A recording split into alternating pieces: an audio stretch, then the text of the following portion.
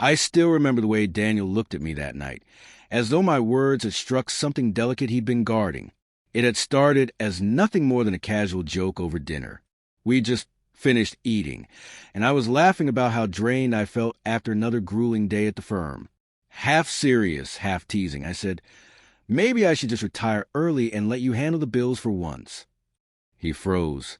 At first, I assumed he was just pretending to be shocked, but his reaction was far too genuine. His fork hovered midair, his eyes darting away from mine, and a thin sheen of sweat appeared on his temple. I laughed, trying to ease the tension, but the silence that followed stretched far too long. "Dan," I said softly, "I'm kidding." He forced a smile that never reached his eyes. Yeah, he murmured, but I knew that look. 12 years of marriage had taught me when he was hiding something. His jaw tensed, his shoulders stiffened, and his right hand tapped nervously against the table. A habit I'd only seen a few times before, always when he was lying. I didn't press it right then. Maybe I should have, but I let it slide, pretending everything was normal.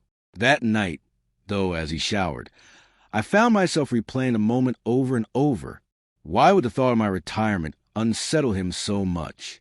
The next morning, he left for work earlier than usual. He didn't kiss me goodbye, something he never forgot to do.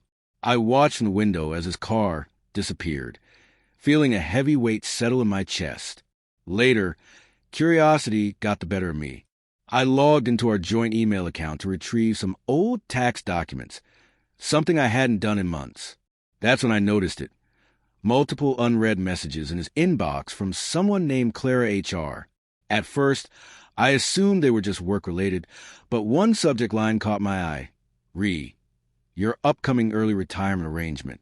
My fingers went cold. Early retirement? Not mine, his.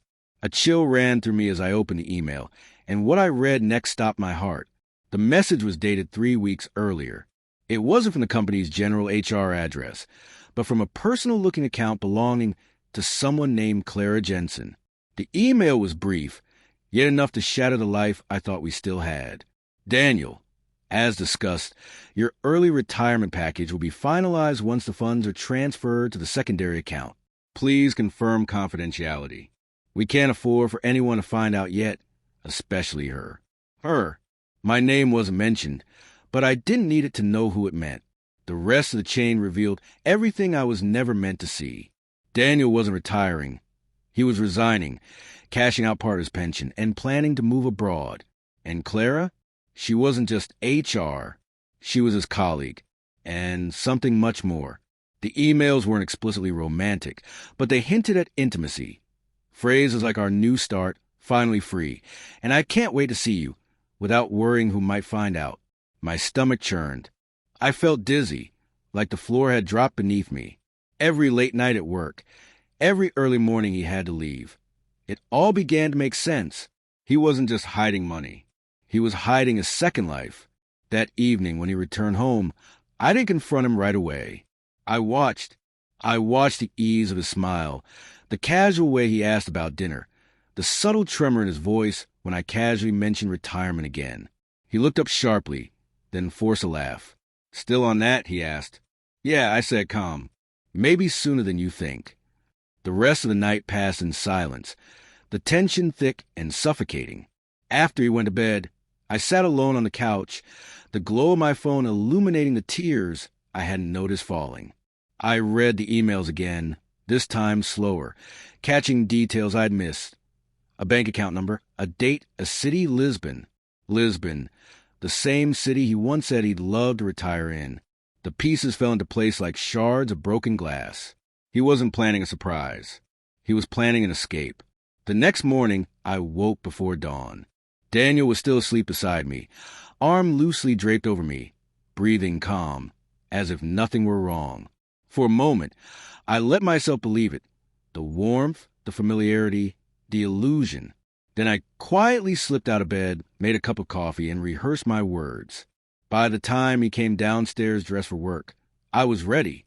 "Dan," I said, voice steady, "who's Clara?" The color drained from his face, so quickly it nearly frightened me. He blinked, trying to process, then gave a weak chuckle. She's She's from HR, he stammered. Why? I pressed. Because HR doesn't usually send emails about a new start or transferring funds to a secret account. I slid my phone across the table. The thread of emails was on full display. His eyes widened. For a long moment, he said nothing. Then his shoulders slumped, and he let out a shaky sigh. I was going to tell you, he murmured. I just didn't know how. Tell me what? I demanded. That you've been planning to disappear with her. That you were going to take everything we built and leave me with an empty house? He didn't answer. The silence between us was deafening. But inside me, something shifted, not anger, not sorrow, but clarity. I had spent years believing our marriage was unshakable, that loyalty was unbreakable. Now, staring at him, I realized he had already left long before his suitcase ever would. You don't have to explain anything, I said finally, rising. Retirement isn't for me anymore, but it looks like it's exactly what you're about to get permanently. His brow furrowed. What do you mean? I mean, I said, walking toward the door. I forwarded everything to your company's board before you woke up, including the secondary account. His face went pale. You didn't, he whispered. I smiled faintly. You once said you admired how calm I stayed in a crisis.